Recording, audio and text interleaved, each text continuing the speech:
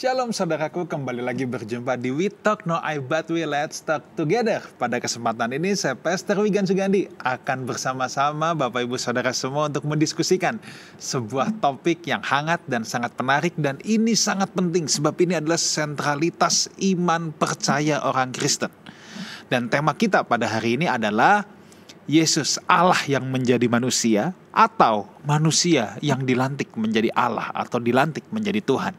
Nah, ini yang akan kita perbincangkan dan saya tidak hanya sendirian, Pastor Ruli sedang berhalangan, tetapi saya ditemani oleh seorang sahabat baik yang saudara pasti sudah tidak asing lagi dengan beliau, seorang sahabat, seorang apologet muda, teolog muda yang sangat cerdas dan berpengalaman, Pastor Robson Samosir. Pastor Robson, thank you so much. Sama-sama Pak Gam. Sudah menyempatkan waktu pada kesempatan ini buat ngobrol. Puji Ya. Tuhan.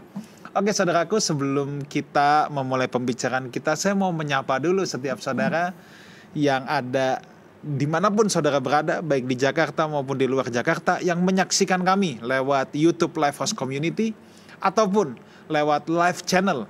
Saya ingin mengucapkan selamat bergabung, selamat belajar. Saudara pasti diberkati, buka hati saudara, dan saya pun selalu diberkati oleh setiap obrolan, bincang-bincang santai bareng dengan narasumber yang hadir. Oke, seperti yang tadi saya katakan, kita akan segera mulai tema kita, Yesus titik 2, ya. Allah yang menjadi manusia atau manusia yang dilantik menjadi Allah. Nah, saya akan mengawali dengan begini saudara. Ada banyak orang yang berpendapat bahwa Injil adalah kabar baik bagi manusia masa lampau. Dan kabar baik itu sudah tidak cocok lagi ya dengan pemahaman manusia pada masa kini. Karena sangatlah terlalu mistik katanya. Masa Yesus itu Allah? Masa Yesus itu Allah yang jadi manusia tuh gimana ceritanya? Katanya itu sih mistik. Itu mah mistik dari kepercayaan kuno yang saat itu mempercayai dewa-dewa.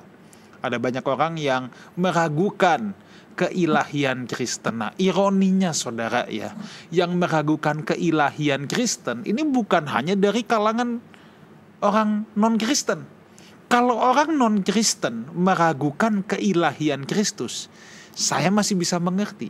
Tetapi keilahian Kristus diragukan baik dalam kalangan orang-orang yang mengaku Kristen. Nah, ini yang lebih parah saudara. Ini yang lebih membuat saya gundah gulana, dan saya percaya iman Kristen itu berpusat pada Kristus. Alkitab kita dari Kejadian sampai Wahyu, sentralnya, episentrumnya, pusatnya itu ada pada Kristus, bukan pada hal yang lain.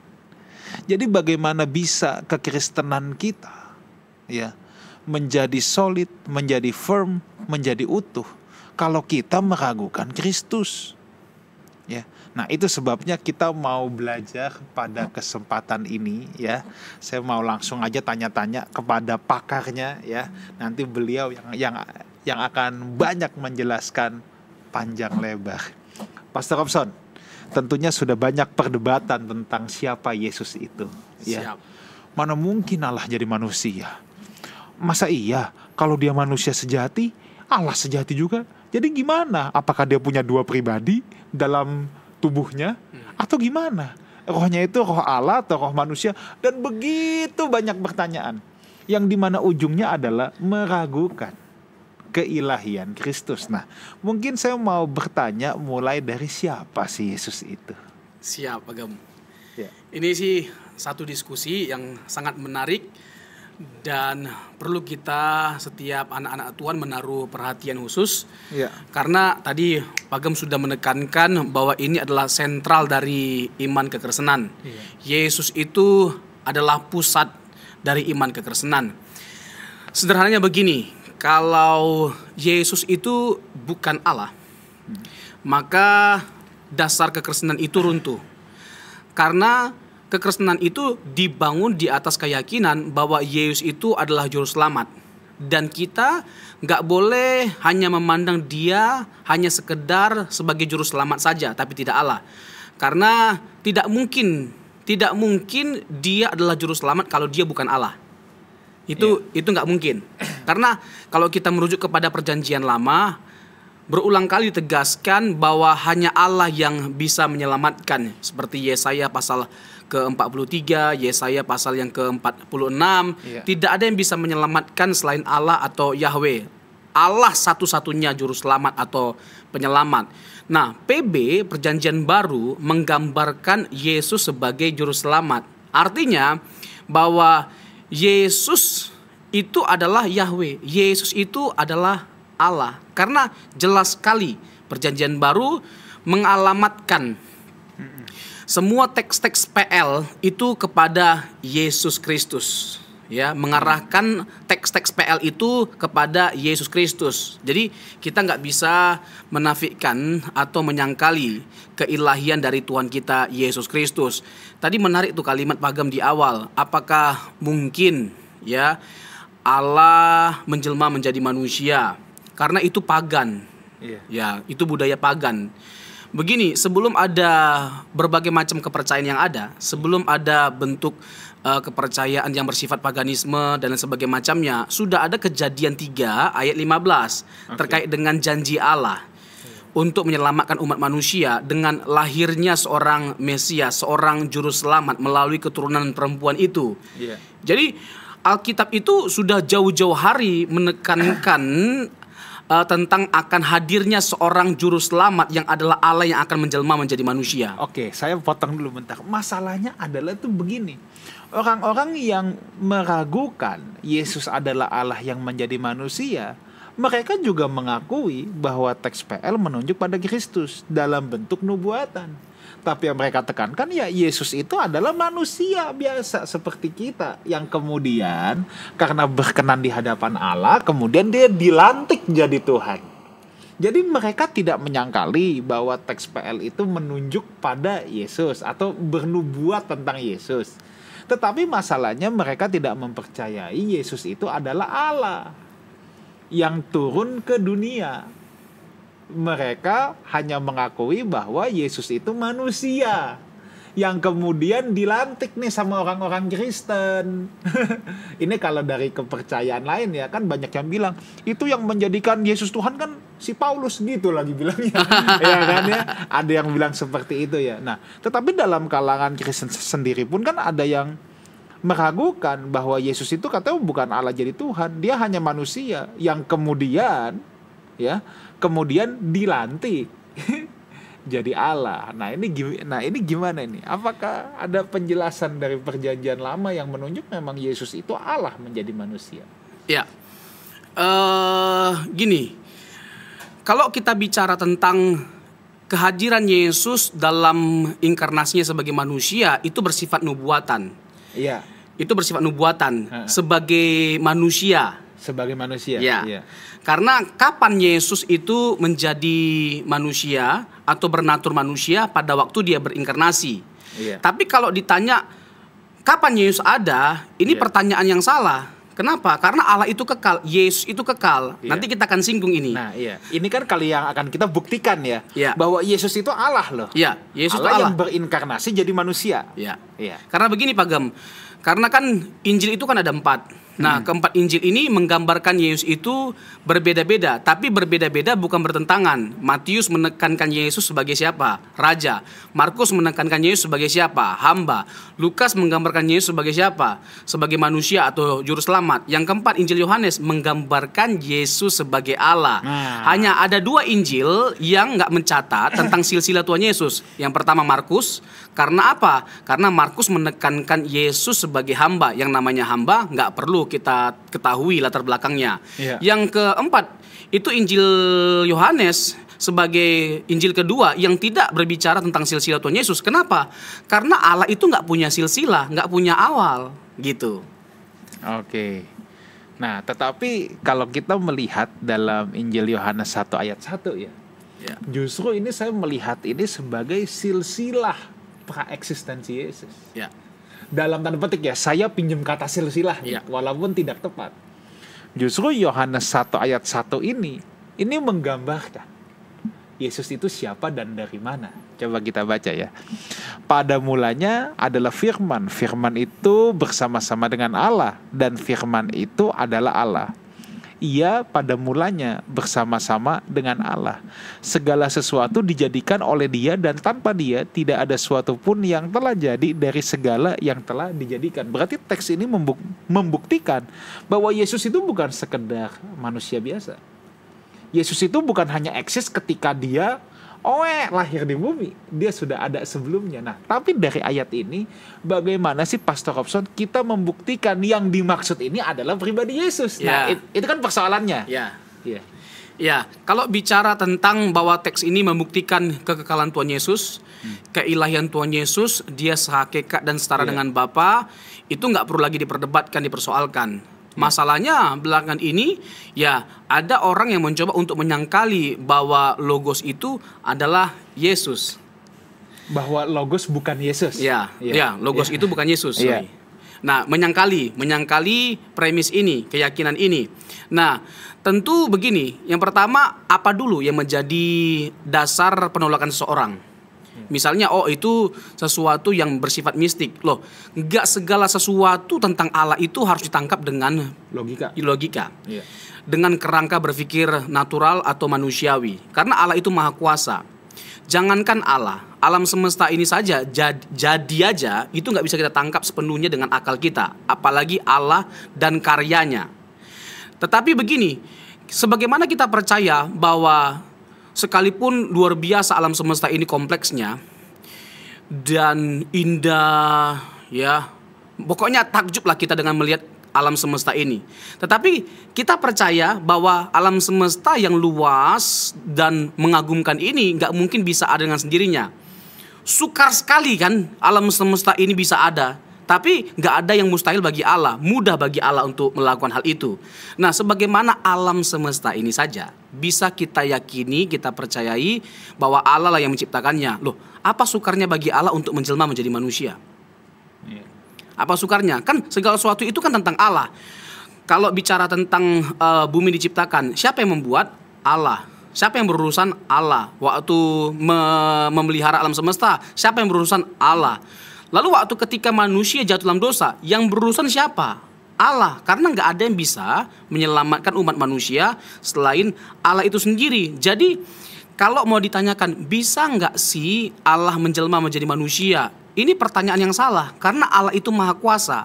Jadi kalau kita mengatakan tidak bisa Allah menjelma menjadi manusia, berarti kita sedang menyangkali kemahakuasaan Allah.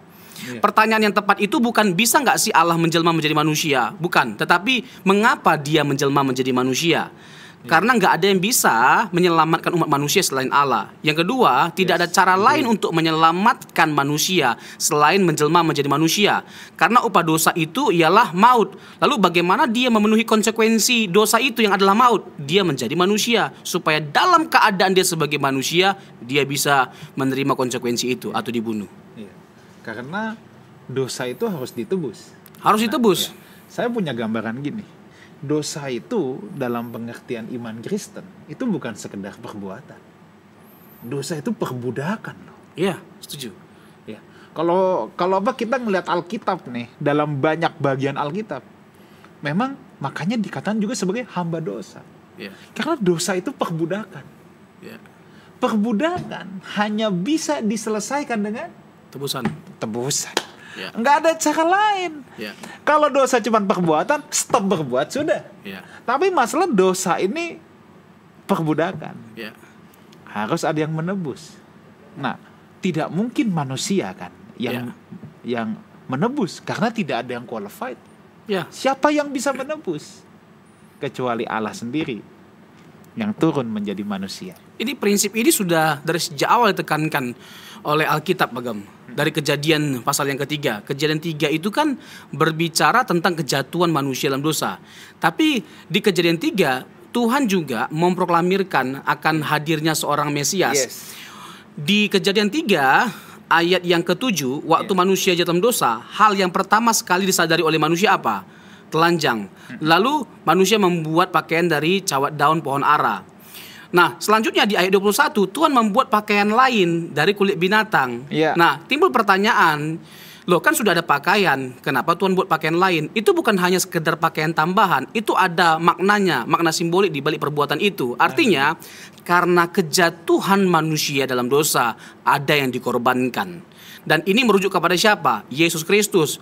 Bahkan semua bentuk korban yang dipersembahkan oleh orang Israel dalam perjanjian lama untuk menebus dosa, itu semua gambaran yang merujuk kepada siapa? Yesus Kristus.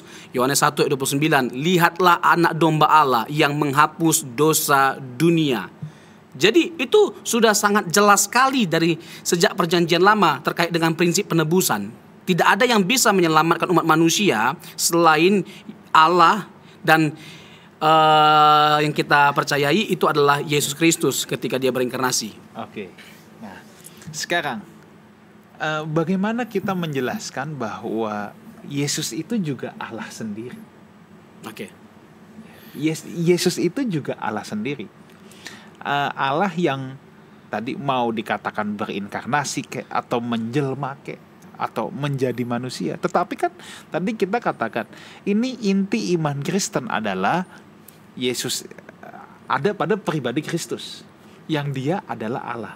Nah, sekarang bagaimana kita supaya memberikan pemahaman yang firm, yang kuat bahwa Yesus ya dia memang Allah sendiri. Oke. Pertama-tama jangan kita salah memahami ya Pak Gem ya. Yeah. Seakan-akan Yesus baru ada 2000 tahun yang lalu waktu dia lahir. Yes. Yesus itu kekal. Terus itu adalah satu kalimat atau pernyataan yang berbahaya sekali kalau dianggap bahwa Yesus itu belum ada sebelum dia lahir. Dalam perjanjian lama itu hanya nubuatan. Nubuatan kok dianggap Yesus sudah ada. Nah, ini bisa kita bantah dari teks Alkitab sendiri. Iya. Misalnya Yohanes 8 ayat 58. Saya akan baca ya. Kata Yesus kepada mereka, aku berkata kepadamu, sesungguhnya sebelum Abraham jadi, aku telah ada. Nah, sederhana sekali nih ya, maaf kata Tuhan kita Yesus Kristus. Kalau Yesus benar-benar bukan Allah, maka dia orang gila. Karena sama seperti premisnya orang Yahudi, umurnya belum sampai 50 tahun. Iya. Bagaimana mungkin dia mengklaim sudah ada sebelum Abraham ada? Nah, iya. jarak Yesus ke Abraham berapa tahun? 2000 tahun. Nah, hal ini hanya bisa dipecahkan kalau kita percaya praeksistensi Tuhan Yesus, bahwa dia adalah pribadi yang kekal. Dan pertanyaannya, kapan Abraham melihat Yesus dalam perjanjian lama dan dia bersuka cita? Kejadian 18 ketika ada 3 orang yang mendatangi Abraham, itu merujuk kepada siapa? Yesus Kristus dan kedua malaikat. Iya. Nah, bahkan Yesus itu bukan hanya mengklaim bahwa dia sudah ada sebelum Abraham ada. Kata yang dipakai itu kan present, ego eimi, artinya tidak ada waktu di mana Yesus tidak ada, tidak ada masa di mana Yesus tidak ada. Bahkan Yesus mengklaim bahwa dia sudah ada sebelum dunia ada, Pak Gem. Yohanes 17 ayat 5. Father, glorify me with the glory I had before the world was created. Sebelum dunia aja ada, Yesus bukan hanya mengklaim bahwa dia sudah ada sebelum dunia ada, bahkan dia memiliki kemuliaan yang sama seperti yang dimiliki oleh Bapa. Ini sebuah penghujatan kalau benar dia bukan Allah. Berani sekali, terlalu berani Tuhan Yesus mengklaim dia memiliki kemuliaan yang sama di hadirat Bapa kalau dia bukan Allah. Tetapi itu adalah sah-sah saja karena apa? Karena kita tahu bahwa dia adalah Allah. Dan kita bisa melihat klaim-klaim keilahian Tuhan Yesus. Misalnya, pagam ego emi itu berulang kali, yang sejajar dengan kata ehye asyir ehye dalam Keluaran pasal yang ke-3 ayat yang ke-14. Para pakar setuju bahwa kata itu setara, ya, sebagaimana Allah Yahweh, ya, Allah yang adalah Elohim kita itu, pencipta langit dan bumi, mengklaim ya bahwa dia adalah Allah yang ada dari kekal sampai kekal, yang berurusan dengan bangsa Israel atau umatnya. Dan hal yang sama diklaim oleh Tuhan Yesus, dia yang berurusan dengan umatnya, bahkan seluruh umat manusia. 7 klaim dalam Injil Yohanes, ego emi, akulah kebangkitan dan hidup, akulah roti kehidupan, akulah terang dunia, dan lain sebagainya macamnya. Dan masing-masing itu ada maksudnya, ada maksud dan tujuannya ketika dia mengklaim dalam peristiwa. Misalnya nih, contoh, waktu ada orang yang buta dari sejak lahir, Yesus berkata apa? Akulah terang kehidupan. Anak yang buta itu bukan hanya sekedar bisa melihat, bukan hanya bisa melihat terang, tetapi dia melihat sang terang, sumber terang, yaitu Yesus Kristus. Nah, bahkan di Matius pasal yang ke-12 ayat yang ke-6 Pagem. Matius yang ke-12 ayat yang ke-6. 12. Yesus mengklaim bahwa dia itu lebih besar Saya dari akan baca ya. Ya. Aku berkata kepadamu, di sini ada yang melebihi bait Allah. Tidak ada seorang pun yang boleh mengklaim seperti ini selain Allah, karena hanya Allah atau Yahweh yang lebih besar daripada bait Allah. Bahkan Pagem di ayat 8.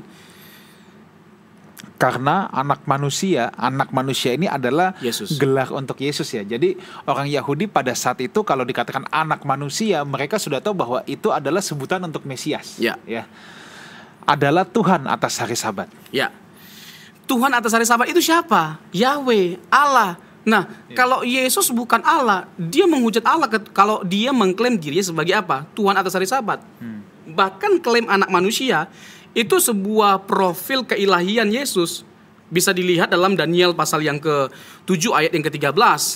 Ya, Daniel 7 ayat 13. Jadi pemirsa ya, kita harus tahu bahwa anak manusia dalam konteks yang saudara baca di kitab Perjanjian Baru itu adalah sebuah gelar ya, sebuah sebutan. Itu bukan anak manusia as in anak orang gitu loh, enggak ya. Tetapi kalau saudara membaca anak manusia, itu adalah sebuah gelar yang dimana orang biasa, orang saat itu tidak ada yang mengenakannya. Kalau dikatakan anak manusia berarti itu adalah menunjuk pada Mesias yang adalah juru selamat ya. Matius 7 ayat 13.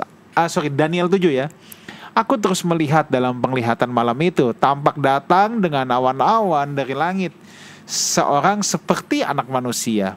Datanglah ia kepada yang lanjut usia itu, dan ia dibawa ke hadapannya. Jadi bisa terlihat jelas Yesus yang adalah anak manusia itu potret keilahiannya lewat Daniel 7 ayat 13 dan 14. Ditegaskan di ayat 14 itu bahwa dia memiliki kekuasaan, kemuliaan, dan kekuasaan sebagai raja itu kekal sifatnya selama-lamanya. Nah, dalam perjanjian lama pun sebenarnya kita bisa melihat bukti kejamakan dari pribadi Allah, bahwa ada bukti-bukti dari keteritunggalan Allah. Perjanjian baru dengan terang benderang menyingkapkan keteritunggalan Allah secara khusus lewat kehadiran Tuhan kita Yesus Kristus. Tetapi kita bisa melihat kok benih dari keteritunggalan Allah dalam perjanjian lama, di mana di luar Bapa pribadi pertama ada pribadi lain seperti Yesus dan juga Roh Kudus. Dan Roh Kudus atau Yesus itu memiliki hakikat yang sama dengan Bapa. Lewat teks ini kita bisa membuktikan kebenaran itu. Daniel 7 ayat 13 dan 14. Bahkan juga Matius pasal yang ke-22 Bagem. Matius pasal yang ke-22 ayat 41 sampai 46. Oke, Matius 22 ayat 41 sampai 46 ya. Ketika orang-orang Farisi sedang berkumpul, Yesus bertanya kepada mereka, katanya, "Apakah pendapatmu tentang Mesias? Anak siapakah dia?" Kata mereka kepadanya, "Anak Daud." Kata Yesus kepada mereka, "Jika demikian, bagaimanakah Daud oleh pimpinan roh dapat menyebut dia tuannya ketika ia berkata, Tuhan telah berfirman kepada Tuanku, duduklah di sebelah kananku sampai musuh-musuhmu kutaruh di bawah kakimu." Jadi jika Daud menyebut dia tuannya, bagaimana mungkin ia anaknya pula? Tidak ada seorang pun dapat menjawabnya. Dan sejak hari itu tidak ada seorang pun juga yang berani menanyakan sesuatu kepadanya. Jadi kalau ada yang menantang kita, Pagam, tunjukkan dong bukti preeksistensi Tuhan Yesus. Tunjukkan dong kalau dia kekal. Sekarang kita buktikan ini. Sederhana sekali logikanya. Sebelumnya saya mau tegaskan ini. Saya bingung ya, kenapa ada orang yang bisanya menyangkali kekekalan Tuhan Yesus dan keilahiannya dan kesetaraannya dengan Bapa. Bagi saya itu adalah sebuah keanehan. Nah, sekarang kita buktikan melalui teks Matius pasal 22 ayat 41 sampai 46 bahwa Yesus itu adalah Allah dan kekal. Nah, kita tahu nih Pagam ya, ini ayat, ini konteks yang dikutip dari teks perjanjian lama, Mazmur 110 ayat yang pertama. Nah, kita tahu bahwa Yesus sedang berbicara kepada orang-orang Farisi dan menantang orang-orang Farisi untuk menjawab siapakah Mesias itu. Lalu mereka bertanya apa? Kan Yesus bertanya kepada orang Farisi, lalu orang Farisi menjawab apa? Siapakah Mesias itu? Anak Daud. anak Daud. Dari dalam konteks Mazmur 110 ayat 1 ini ya. Iya. Nah, kalau memang Yesus itu adalah anak Daud. Nah, ini menarik nih. Pertanyaannya, mengapa sampai Daud aja dalam konteks perjanjian lama sampai segitu menghormati Yesus? Iya. Jadi di luar Bapa yang adalah Elohim atau Yahweh, ada Adonai yang adalah Yesus. Di samping Bapa ada Yesus yang adalah Adonai. Ini dalam konteks perjanjian lama. Dan dia begitu menghormati Yesus yang adalah Adonai itu seperti dia menghormati Bapa. Artinya yang pertama, dia mempertegas keilahian Yesus yang adalah Adonai itu. Dan itu adalah bukti dari kekekalan Tuhan Yesus, bahwa Yesus bukan baru ada waktu 2000 tahun yang lalu, tapi sebelum dia lahir sebagai manusia, dia sudah ada. Dia sudah ada dan dia sangat dihormati. Raja Daud adalah raja yang paling dihormati dalam sejarah bangsa Israel. Maka sampai sekarang bintang Israel pun adalah bintang Daud. Bahkan dianggap bahwa di antara raja-raja Israel, raja paling besar itu Raja Daud. Nah, Raja Daud aja yang dianggap sama mereka semua sebagai raja terbesar, menghormati Tuhan Yesus. Oke, Pastor Robson, saya menarik tentang bahwa dalam bangsa Israel pun mengakui adanya Adonai itu. Iya. Yang menunjuk pada pribadi Kristus ya. Iya. Oke. Nah, jadi kalau orang kan ada yang bilang gini loh, ini monoteisme Israel. Jadi belum ada Yesus. Nah, ini penjelasannya gimana nih? Gini, Allah kita itu monoteisme. Tapi Allah yang monoteisme itu menyingkapkan pengenalan akan dirinya itu secara bertahap, berangsur-angsur. Dan puncak dari pengenalan akan Allah itu dinyatakan melalui Tuhan Yesus Kristus. Bertemu dengan Yesus sama dengan bertemu dengan Allah.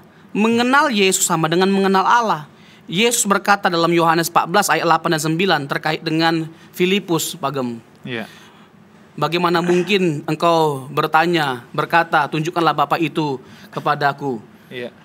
Kamu melihat aku, kamu melihat aku, kamu melihat Bapa. Artinya Yesus itu adalah representasi dari Allah Tritunggal, dari Bapa. Bagaimana mungkin Yesus menjadi representasi dari Bapa yang kekal kalau Yesus tidak kekal? Bagaimana mungkin Yesus itu menjadi perwakilan dari Bapa kalau dia bukan Allah, tidak bersama-sama dengan Bapa dalam kekalan? Misalnya Yohanes 1 ayat yang ke-18, Pak Gem, bahwa Yesus yang adalah anak Allah yang duduk di pangkuan Bapa yang menyatakannya. Iya. Jadi tidak ada yang bisa berkompeten, berkualifikasi untuk menyingkapkan siapa Allah dalam kekalan itu selain Yesus. Kenapa hanya Yesus? Karena dia adalah pribadi yang kekal. Jadi Allah menyatakan dirinya sebagai Allah yang monoteisme itu secara bertahap. Iya. Secara bertahap, berangsur-angsur. Jadi nggak langsung zret. Nah, ketika kita melihat perjanjian baru, kita dapat menyimpulkan Allah yang monoteisme itu adalah Allah yang Tritunggal. Secara khusus dengan kita melihat Injil Yohanes. Injil Yohanes itu Injil Trinitarian, Injil Tritunggal. Orang menolak doktrin Tritunggal sama dengan menolak Injil Yohanes. Bapa mengutus anak, anak mengutus Roh Kudus. Contoh nih Pak Gem. Yohanes 10 ayat 30. Ini menarik ini. Iya. Sebenarnya Yohanes 10 ayat 30 ini tafsiran yang tepat itu bagaimana? Yohanes 10 ayat 30 ya. Aku dan Bapa adalah satu. Nah, simpel sekali ayatnya. Tapi Ya. sebelum ke tafsiran Oke. ini ya, saya mau mengatakan kepada teman-teman yang menyaksikan kami, gini Pastor Robson, saya pernah belajar dan juga mendengar tuh gini, bahwa salah satu dokumen tertua di luar Alkitab ya, Ya. yang menyatakan bahwa eksistensi Allah itu adalah Trinitas, Bapa, Anak, dan Roh Kudus, itu adalah tulisan Irenaeus. Oke. Siapa Irenaeus? Irenaeus adalah anak rohani dari Polikarpus. Betul. Siapa Polikarpus? Itu uskup Smyrna yang sangat terkenal dengan kisahnya. Tetapi saudara harus tahu siapa dia. Dia adalah anak rohani langsung dari Rasul Yohanes. Jadi Irenaeus ini cucu rohani. Ini begitu dekat loh. Iya. Cuman satu generasi gap. Ya. Ya. Nah, jadi kalau dikatakan Injil Yohanes itu Injil Trinitarian, wah itu memang Irenaeus itu memiliki dokumen tertua yang mencatat eksistensi tiga pribadi itu. Iya. Silakan diteruskan. Ini menarik ya, Iya. dengan Pagem Iya. mengutip terkait dengan data secara sistematis atau kronologisnya. Iya. Ya, jadi sekali lagi Irenaeus itu adalah murid dari Polikarpus dan Polikarpus itu adalah murid dari Tuhan kita Yesus langsung. Jadi kita mau percaya siapa? Orang yang ujuk-ujuk di abad 21 ini muncul dan berkata bahwa Yesus itu hanya utusan bukan Allah. Kalaupun dia Allah atau juru selamat, dia bukan juru selamat sejati. Juru selamat sejati itu adalah Bapa. Kita mau percaya orang yang di abad 21 atau percaya kepada Yesus, murid-murid Yesus. Seperti Yohanes, seperti Thomas, yang dalam Yohanes 20:28 dia memproklamirkan imannya, Hokuriosmu kai hoteosmu, ya Tuhanku ya Allahku. Dia nggak percaya Yesus itu bangkit sebelum dia melihat langsung, meraba tangan dan lambungnya. Lalu Tuhan Yesus datang menampakkan diri, ngobrol, lalu dia melihat bukti dari Yesus yang bangkit. Lalu apa kata Thomas? Hokriosmu kai hoteosmu, ya Tuhanku ya Allahku. Nah, kita mau percaya siapa? Orang yang di abad 21 ini atau percaya murid-murid Yesus yang terang-terangan percaya bahwa Yesus itu adalah Tuhan dan Allah bersama dengan Tuhan Yesus? Kita mau percaya siapa? Nah, ini harusnya bisa menggugah setiap hati dari setiap kita dan membuat kita semakin kuat percaya bahwa Yesus itu adalah Allah, dia adalah Tuhan, dia juru selamat sejati. Yohanes 10 ayat 30 tadi, Bagem. Ya, aku dan Bapa adalah satu. Nah, ada yang menafsirkan ayat ini sebagai satu dalam pengertian penggembalaan. Ada yang memahami hanya sekedar satu tujuan atau visi. Yang pertama itu sama sekali kurang tepat. Yang kedua itu adalah ya gesekan-gesekan yang bisa diterima karena memang ya anak itu satu tujuan, satu visi, satu misi dengan Bapa. Tetapi bukan hanya sekedar itu. Apa yang membuat kita berkata bahwa ini bukan hanya sekedar satu tujuan atau satu visi? Ayat selanjutnya, ayat 31 sampai 33. Satu itu harus dipahami dalam pengertian hakikat keilahian, bahwa Yesus sedang mengklaim dia setara dan sehakikat dengan Bapa. Kenapa? Karena orang Yahudi menjadi marah, sekalipun kamu manusia menyamakan diri kamu dengan Allah. Jadi ini sesuai dengan konteks dekat, Bagem. Yang namanya tafsiran itu kan kita harus melihat konteks dekat, konteks jauh. Nah, kalau dikatakan itu adalah pengembalaan, itu konteks jauh. Ayat 1 sampai 17. Itu bicara tentang apa? Gembala yang baik. Tapi untuk ayat 30 ini, dari pasal 10, ini udah konteks yang berbeda. Nah, itu kita hubungkan dengan ayat di bawahnya, 31 sampai 33. Bagi orang Yahudi, Yesus sedang menyamakan dirinya dengan Allah dan mereka menjadi marah karena pernyataan Tuhan Yesus itu. Jadi satu di situ dalam pengertian apa? Bukan dalam pengertian satu pengembalaan, bukan sekedar satu visi, tapi satu hakikat keilahian. Begitu, Pak Gem. Oke, luar biasa. Nah, saya juga mau membacakan nih Pastor Hobson 1 Korintus 10 ya. Ini Rasul Paulus nih sekarang nih. Siap. Walaupun dia bukan rasul murid secara langsung yang artinya mengikuti Kristus kemanapun Kristus ada secara fisik ya. Tetapi kita tahu bahwa Rasul Paulus ini yang dipercayai oleh Tuhan untuk boleh dikata membangun pemahaman kekristenan ya. Oke. 1 Korintus 10 ayat, saya baca dari ayat 1 ya. Aku mau supaya kamu mengetahui saudara-saudara bahwa nenek moyang kita semua berada di bawah perlindungan awan, dan bahwa mereka semua telah melintasi laut untuk menjadi pengikut Musa. Mereka semua telah dibaptis dalam awan dan dalam laut. Mereka semua makan makanan rohani yang sama, dan mereka semua minum minuman rohani yang sama. Sebab mereka minum dari batu karang rohani yang mengikuti mereka, dan batu karang itu ialah Kristus.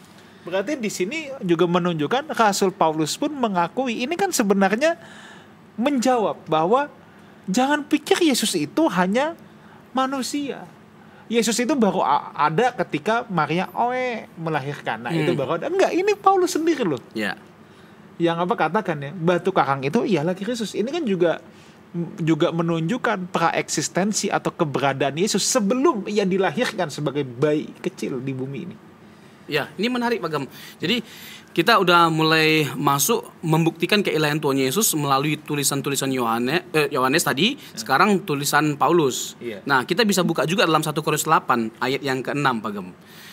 Nah, sebelum Paga membacakan, saya kasih prolog dulu terkait dengan Ulangan 6 ayat 4. Ulangan 6 ayat 4 itu semai Israel, pengakuan iman Israel.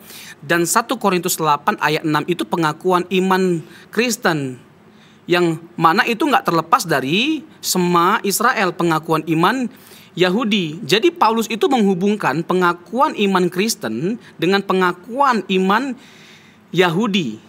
Nah, menariknya adalah dalam 1 Korintus pasal yang ke-8 ayat yang ke-6, Paulus menekankan keesaan Allah, tetapi juga menekankan kejamakan pribadi Allah. Jadi kalau ada yang mengatakan bahwa Ulangan 6 ayat 4 mengatakan bahwa Allah itu monoteisme ketat, satu pribadinya, itu akan bertabrakan dengan semua teks-teks yang lainnya, termasuk 1 Korintus 8 ayat 6. Kenapa Paulus berkata begini? Bagi kita hanya ada satu Allah, yaitu Bapa, dan satu Tuhan, yaitu Yesus Kristus. Jadi di luar Bapa itu ada pribadi lain yang adalah Tuhan, dan kedua pribadi ini memiliki apa? Memiliki hakikat yang sama dan tugas yang sama, karya yang sama. Dikatakan demikian, Bagem. Yang pertama untuk Bapa, yang daripadanya lah berasal segala sesuatu, dan yang untuk Dia kita hidup, dan satu Tuhan, Yesus Kristus, yang olehnya segala sesuatu telah dijadikan, dan yang karena Dia kita hidup. Sama karya yang dilakukan oleh kedua pribadi ini, sehingga tidak bisa tidak bahwa Yesus juga adalah Allah. Dia pribadi yang berbeda dengan Bapa, tapi sekalipun Yesus dan Bapa kedua pribadi yang berbeda, Paulus tetap mempertahankan kesatuannya, keesaan Allah. Ingat, Paulus ini adalah seorang penganut monoteisme ketat, tetapi di satu sisi dia tidak bisa menyangkali keilahian Tuhan Yesus, bahwa Yesus itu adalah Allah. Dia menampakkan diri kepada Paulus dalam perjalanan menuju Damsyik, Kisah Rasul pasal yang ke-9, dan kemuliaan Tuhan Yesus itu membuat dia menjadi buta pada waktu itu. Dia mengklaim bahwa akulah yang engkau aniaya itu. Jadi selama ini dia kira dia mempermuliakan nama Tuhan dengan membunuh orang Kristen. Nggak taunya dia sedang menganiaya Tuhan. Dan Yesus berkata bahwa akulah yang engkau aniaya itu. Kalau Yesus bukan Tuhan, bukan Allah, nggak berhak dia mengatakan akulah yang engkau aniaya itu. Gitu loh. Jadi dia berpikir bahwa dia berbakti kepada Allah. Malah sebaliknya, dia menjadi seterunya Allah. Kapan dia jadi sekutunya Allah? Ketika dia memandang dan menghormati Yesus sepantas-pantasnya, setinggi-tingginya. Yesus itu adalah Allah sepenuh-penuhnya, setinggi-tingginya. Oke, saya akan bacakan dulu ya. Namun bagi kita hanya ada satu Allah saja, yaitu Bapa, yang daripadanya berasal dari segala sesuatu, dan yang untuk Dia kita hidup, dan satu Tuhan saja, yaitu Yesus Kristus, yang olehnya segala sesuatu telah dijadikan, dan yang karena Dia kita hidup. Nah, saya tambahkan sedikit, Pak Gambir, dalam bahasa Ibraninya itu kan ada Shema Yisrael, Adonai Elohenu, Adonai Echad, Adonai Elohenu, atau Yahweh Elohenu. Jadi ada Adonai atau Yahweh, ada Elohim. Ada Elohim. Nah, ketika ayat ini dikutip oleh Rasul Paulus dalam 1 Korintus 8 ayat 6, itu dia memisahkan kedua pribadi ini. Jadi ada dua pribadi ya yang dibedakan oleh Rasul Paulus. Tetapi kedua pribadi ini bisa dibedakan tapi nggak bisa dipisahkan karena kesatuannya tetap dipertahankan. Bagi kita adalah ada satu Elohim, yaitu Bapa, satu Allah, dan satu Tuhan, Yahweh. Ketika diterjemahkan PL ke dalam Septuaginta bahasa Yunani, kata Yahweh, Adonai jadi apa? Kurios. Bagi kita ada satu Tuhan, Yahweh, yaitu siapa? Yesus Kristus. Begitu, Bagem. Oke, luar biasa sekali. Oke, nah, saya mau beranjak lagi ya. Oke, berarti ketika Yesus berinkarnasi, ketika Yesus berinkarnasi, apakah Dia itu tetap 100% Allah, 100% manusia? Penjelasannya gimana? Atau saat itu ya Dia hanya manusia? Kalau begitu implikasinya Dia berhenti jadi Tuhan dulu. Disuspend dulu. Ya. Nah, ini gimana nih? Menarik ya. langsung kita gas nih di awal nih, Pak Gem. Yang namanya Tuhan, yang namanya Allah tidak pernah berhenti jadi Allah. Yes. Dia tetap Allah, selamanya dia adalah Allah. Ibrani 13 ayat 8. Yesus Kristus tetap sama, baik kemarin, sekarang maupun selama-lamanya. Itu pertama-tama terkait dengan hakikatnya. Yang kedua, kasih dan kuasanya. Itu nggak pernah berubah. Tetap melekat pada diri Yesus, hakikat keilahiannya itu. Nah, sebelum panjang lebar saya tambahkan penjelasan ini, saya mau kembali lagi ke Roma 9, Pak Gem. Ayat 5. Mereka adalah, ini ada kaitannya dengan pertanyaan Pak Gem.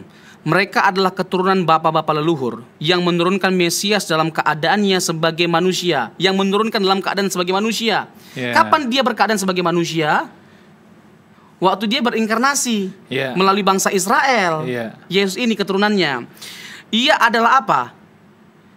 Dalam keadaan sebagai manusia yang ada di atas segala sesuatu. Ia adalah Allah yang harus dipuji sampai selama-lamanya.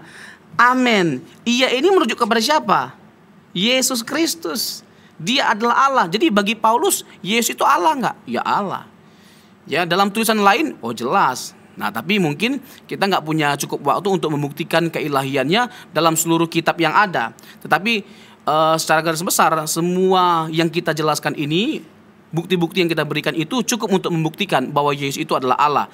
Nah, masuk ke ini, Pak Gem, terkait dengan bagaimana mungkin dia adalah manusia tapi juga sekaligus Allah dalam waktu bersamaan. Apakah itu sesuatu yang bisa dibuktikan? Bukankah jauh lebih masuk akal untuk kita mengatakan bahwa dia berhenti jadi Allah waktu dia jadi manusia? Nah, sekarang begini, mari dengan jujur kita biarkan Alkitab itu berbicara tentang dirinya secara apa adanya. Biarkan gitu loh. Misalnya Markus 2 ayat 7. Markus 2 ayat 7, ada orang yang lumpuh, lalu dikatakan oleh Tuhan Yesus, dosamu sudah diampuni. Lalu mereka menjadi marah. Kenapa? Karena mengampuni itu adalah pekerjaan Allah, bukan pekerjaan manusia. Jadi bagi mereka Yesus ini manusia, kok berani-beraninya dia yang adalah manusia mengampuni dosa. Tapi Yesus berkata apa? Anak manusia berkuasa untuk mengampuni dosa.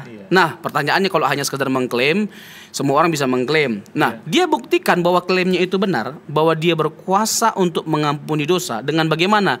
Dia menyembuhkan orang lumpuh itu. Kesembuhan orang lumpuh itu, mujizat yang dialami oleh orang lumpuh itu adalah bukti yang memverifikasi bahwa dia berkuasa untuk mengampuni dosa. Ini yang saya katakan tadi, biarkan teks yang berkata itu dalam keadaan dia sebagai manusia. Berarti dia tidak kehilangan keilahiannya. Kalau dia kehilangan keilahiannya, nggak berhak dia melakukan pekerjaan itu. Itu hanya pekerjaan Allah. Gitu, Pak Gem. Nggak berhak dia mengklaim bahwa dia adalah Tuhan atas hari Sabat, dia lebih besar daripada bait suci Allah, dia ada sebelum Abraham ada, bahkan sebelum dunia ada, dan lain sebagainya macamnya. Nggak berhak dia untuk mengklaim hal-hal yang seperti itu. Jadi apakah tetap melekat keilahiannya pada kemanusiaannya waktu dia menjelma menjadi manusia? Oh jelas. Kalau nggak setuju, buang ayat-ayat yang membuktikan keilahian Tuhan Yesus waktu dia mengenakan tubuh manusia. Gitu, Pak Gem. Itu solusinya, nggak ada yang lain. Atau buat Alkitab baru. Buat Alkitab baru. Gitu, Pak Gem. Kan nggak ada solusi lain. Iya, jadi jangan paksakan. Gini, cocokkanlah pikiran kita dengan Injil. Jangan cocokkan Injil dengan pikiran kita. Setuju itu. Ya, jadi pikiran kita, pelayanan kita, teologi kita, hidup kita yang dicocokkan dengan Injil. Jangan Injil yang dicocokkan dengan spirit zaman, dengan spirit kita, dengan pikiran kita. Itu terbalik, makanya hancur kekristenan pada akhirnya kalau seperti itu. Ya, jadi jangan jadikan pendeta atau gereja besar sebagai tolak ukur kebenaran. Jadikan Injil sebagai tolak ukur kebenaran. Buka Injil, semuanya ini yang kita sampaikan berdasarkan Injil. Kita bisa temukan dengan gampang, dengan mudah. Masalahnya adalah bagaimana, apakah kita membuka hati kita terhadap kebenaran, atau kita malah sebaliknya membuka hati kita terhadap hamba Tuhan yang kita anggap tidak mungkin salah. Padahal yang namanya manusia, siapapun itu bisa salah. Hanya Alkitab, hanya Injil yang tidak bisa salah. Kembali kepada Injil. Makanya saya sangat setuju dengan statement yang terakhir bahwa jangan jadikan ukuran-ukuran banyaknya orang. Sebab kalau untuk kumpulin massa, percayalah BTS bisa kumpulin massa lebih banyak. Loh ya pasti dong. Tenene. Iya kan. Iya, kita tuh jangan mengukur kemuliaan dengan keperokan tangan. Kalau itu ukurannya stadion sepak bola lebih meriah pasti. Iya. Waduh, luar biasa banget. Oke, jadi ini pertanyaan terakhir nih. Waktu kita juga udah mau habis. Oke, kalau gitu. Kalau Yesus dikatakan manusia yang dilantik, ini janggal banget. Mungkin bisa dikomentarin. Dengan judul kita kan Yesus itu Allah inkarnasi. Nah, sekarang kalau Allah yang berinkarnasi, apa pesan Bang Robson, Pastor Robson untuk orang yang berkata Yesus itu manusia yang dilantik? Kalau ini jadi kepercayaan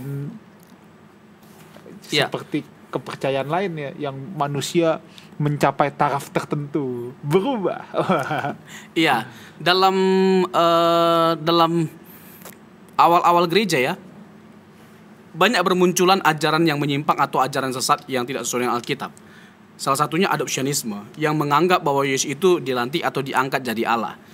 Misalnya salah satu argumentasinya adalah pada waktu Yesus dibaptis, dia diangkat jadi Allah atau jadi anak Allah. Yang kedua, karena dianggap dia melakukan hukum Taurat dengan sempurna, baru dia jadi Allah. Nah, saya mau tegaskan begini, Yesus itu sama persis seperti Bapa. Dalam pengertian misalnya, dia jadi objek penyembahan. Kalau Yesus itu pribadi yang diangkat jadi Allah, dia tidak berhak untuk diposisikan sama dengan Bapa. Sekarang pertanyaannya, kalau memang Yesus itu diangkat jadi Allah, apakah layak dia untuk disembah? Dari yang bukan Allah jadi Allah. Layakkah dia disembah seperti kita menyembah Bapa? Layakkah dia mendapatkan penghormatan yang sama seperti kita menghormati Bapa, seperti yang disampaikan dalam Injil Yohanes pasal yang ke-5? Layakkah kita menghormati Yesus seperti kita menghormati Bapa? Layakkah kita memuliakan, menyembah dia sama seperti kita menyembah Bapa? Nggak mungkin dibuat sama. Tapi dengan kita melihat Alkitab, kita bisa melihat bagaimana seluruh Alkitab secara khusus Perjanjian Baru menyamakan Yesus dengan Bapa dalam segala hal, dalam hal kedudukan, dalam hal kekuasaan, dalam hal kemuliaan. Itu adalah bukti yang menunjukkan bahwa dia bukanlah pribadi yang dari tidak Allah jadi Allah. Itu rasanya konyol sekali. Konyol sekali, Pak Gem. Nah, memang ada beberapa teks ya yang dianggap sebagai bukti kuat bahwa Yesus itu benar-benar diangkat jadi Allah. Misalnya Kisah Rasul 2 ayat 36. Kisah Rasul 2 ayat 36 dikatakan demikian, Pak Gem. Kisah Rasul 2 ayat 36. Jadi seluruh kaum Israel harus tahu dengan pasti bahwa Allah telah membuat Yesus yang kamu salibkan itu menjadi Tuhan dan Kristus. Ini kayak dilantik ya, kesannya. Ingat konteks selalu ya. Kalau kita berteologi itu dalam menafsirkan sebuah ayat, jangan lepaskan dari konteks. Ini Petrus sedang ngomong sama orang Yahudi yang susah sekali percaya bahwa Yesus itu adalah Raja, adalah Tuhan. Karena apa? Pertama, Yesus itu lahir di kandang domba. Ya kan? Bagi mereka yang namanya Mesias atau Raja itu ya seperti Daud, yang semaraknya luar biasa. Ya, atau Mesias itu adalah pribadi yang seperti Salomo atau Daud yang akan mengembalikan masa kejayaan bangsa Israel. Nah, semuanya itu menjadi gugur dengan melihat profil atau picture Tuhan Yesus yang semaraknya tidak ada, miskin, ya kan? Lalu lahir di kandang domba. Jadi bagaimana? Loh, dia diterima sebagai Tuhan, sebagai Raja aja, udah sukar sekali, udah mustahil sekali rasanya. Tetapi tegas Petrus mengatakan dialah Tuhan itu, dialah Raja itu. Tuhan telah menjadikan Yesus yang sekalipun dalam kemanusiaannya kayak nggak ada semaraknya sebagai Tuhan, dia diangkat jadi Tuhan dan Raja untuk kita semua. Maksudnya jangan sangkali, jangan ditolak meskipun dia apa? Dia lahir di kandang domba, ya dia manusia. Meskipun sukar bagi mereka untuk menerima keyakinan ini, kebenaran ini, tapi mereka nggak punya alasan untuk menyangkalinya, gitu loh. Dalam pengertian ini, bukan dia baru jadi Tuhan waktu Petrus berkhotbah. Karena apa? Karena bagi Petrus, Yesus itu adalah Allah. Yes. Oke, Pastor Robson, menarik sekali diskusi kita. Mungkin ada satu closing statement. Ya, mungkin juga saya tambahkan sedikit sebagai closing statement saya, bahwa Yesus itu juga adalah Yahweh. Ini tegas sekali dikatakan oleh Alkitab. Misalnya Yesaya 40 ayat 3. luruskanlah jalan bagi Yahweh. Ini dikutip oleh Matius dalam pasal 3 ayat 3. Yohanes Pembaptis berkata, luruskanlah jalan bagi Tuhan.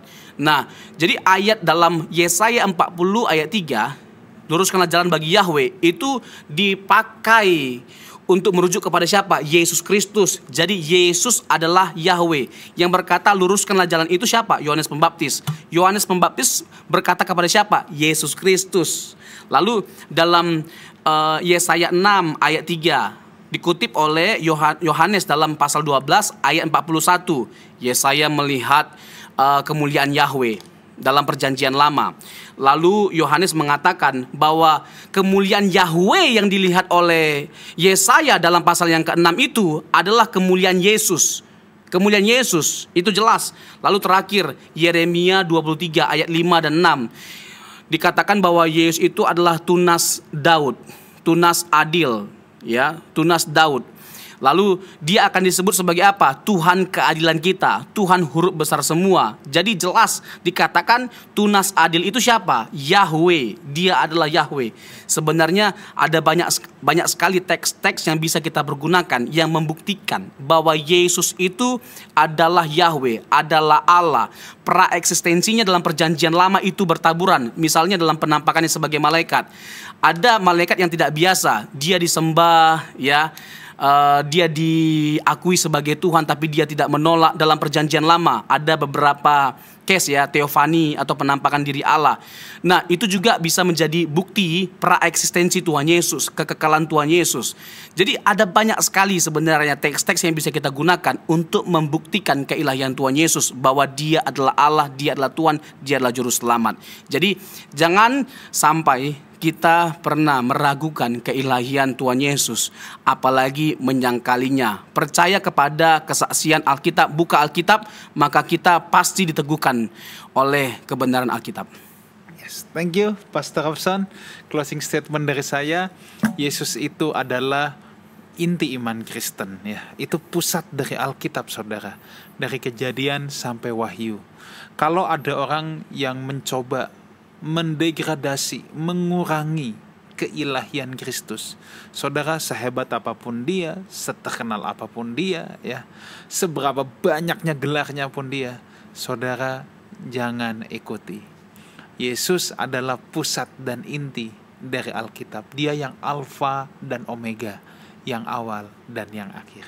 Pastor Robson, thank you so much untuk kebersamaan, untuk penjelasan, pemaparan pada kesempatan ini. Baik saudaraku, sampai jumpa di We Talk yang akan datang. Hanya di We Talk No I But We. Let's talk together. God bless you.